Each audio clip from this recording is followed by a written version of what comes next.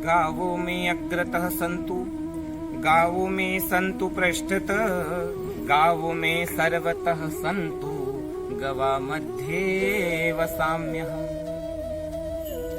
प्रिय बंधुओं, राधे राधे। आज एक विषय के बारे में मैं कुछ कहना चाहता हूँ। कई दिनों से मेरे मन के अंदर एक भाव आ रहा था गोमाता जी को लेकर। मेरे मन में जो आया मैंने आप लोगों के सामने प्रस्तुत करने का सोचा, और जो हमारे मन में भाव आ रहा था वो भाव रतलाम के मुरवी नंदन साम सेवा संस्थान के तत्वाधान में एक बड़ी प्यारी अभियान जारी हुआ है। जियो, जीने दो और जीने में सहयोग प्रदान करो हमारी गोमाता जियों के लिए। तो हमारे यहाँ ऐसा कहा है किसी कवि ने कि जहाँ पर सच, दया, सम्मान और ईमान रहता है, जहाँ पर सच, दया, ईमान और सम्मान रहता है, वहीं जाकर वो राम और घनश्याम रहता है। अगर तुमने निकाला है किसी के पाँव का कांटा, तो ये तय है तेरे दिल में कोई इंसान रहता। परोपकार ही पुण्य, दूसरों के दुख को देखकर जिसके हृदय में पीड़ा हो वही हिंदू है। विनोबा दास जी ने कहा, हिंसा दूयति यशस हिंदू, हिंसा से जिसके हृदय में पीड़ा हो वही हिंदू है। और हिंदू धर्म, सनातन धर्म की जननी है हमारी भारतीय देसी गोमाता जी। गोमाता जी के ऊपर आज जो विपदा आ रही है, आज जो कष्ट आ रहा है, उसके लिए हम सबको आगे आना पड़ेगा, क्योंकि गोमाता जी इस राष्ट्र की माता है, जगत जननी है। वो वृषभ, धर्म को, बेल को वृषभ कहा गया है, और वह वृषभ धर्म है और धर्म की जननी है गोमाता। आज उसके ऊपर कितना ही अत्याचार होता है, कितना ही उसके ऊपर अत्याचार करे जाते हैं। कहीं हमने एक पढ़ा था कि आहट ये कैसी वक्त भी कैसा ये आ गया, आहट ये कैसी वक्त भी कैसा ये आ गया, क्या खून में मेरे कोई पानी बहा गया। बनती थी पहली रोटी जहाँ गाय के लिए, उस देश में रोटी से कोई गाय खा गया, उस देश में रोटी से कोई गाय खा गया। इस भारत में भी सनातन धर्मी हो, वो किसी भी पंथ से, किसी भी समुदाय से जुड़े हुए हो, लेकिन एक बात है कि भारतीय देसी गोमाता की महिमा मैं आपको इतनी सूक्ष्मता से छोटी सी बताना चाहता हूँ।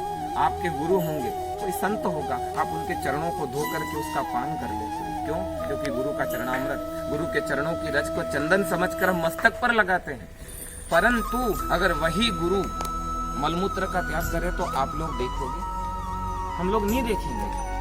लेकिन हमारी भारतीय देसी गौ माता जी अगर मलमूत्र का त्याग करें ना, उसको लेकर के आप यज्ञशाला लिपने लग जाते हो, आंगन लिपने लग जाते हो, उसका गोनीत पूरे घर में छिटने लग जाते हो कि जिसका मल भी इतना पावन, गो कितनी पावन होगी। जिसका मल इतना पावन है तो वो कितनी पावन होगी। मैं बस इतना कहना चाहता हूँ कि उस समय आज 60-70 साल के जो भी महानुभाव घर में बैठे होंगे, इस वीडियो को देखते होंगे, उन महानुभाव से मेरी एक ही प्रार्थना है कि आप लोग अपने पूर्वजों के बारे में सोचो। राजा दशरथ के वहां कोई भैंस नहीं थी, जनक जी महाराज के वहां कोई भैंस नहीं थी, लाला कन्हैया के यहाँ पर 9 लाख गाय थी। बरसाना में कोई भैंस की सेवा नहीं करते थे, गैया की सेवा करते थे। तो ये गाय केवल मेरी और आपकी नहीं, ऋषियों की माँ, मुनियों की, ऋषियों की माँ, मुनियों की माँ,